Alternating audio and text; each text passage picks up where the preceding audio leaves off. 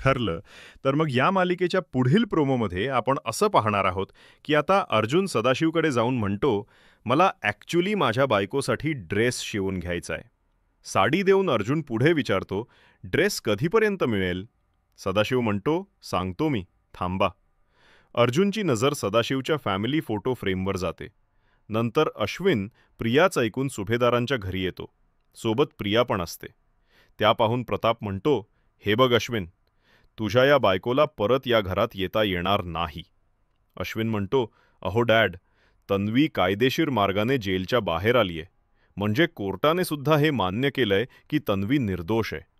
सायली म्हणते, "अश्विन भाऊजी, हे बघा, कोर्टाने जरी तिला सोडलेलं असलं ना, तरी आमच्या नजरेत ती निर्दोष ठरत नाही."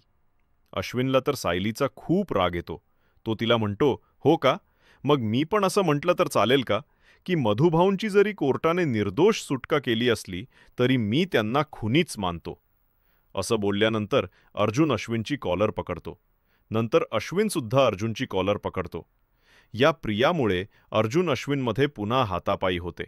आणि इथेच हा प्रोमो संपलेला आहे. भेटूया पुढील भागात. तोपर्यंत नमस्कार.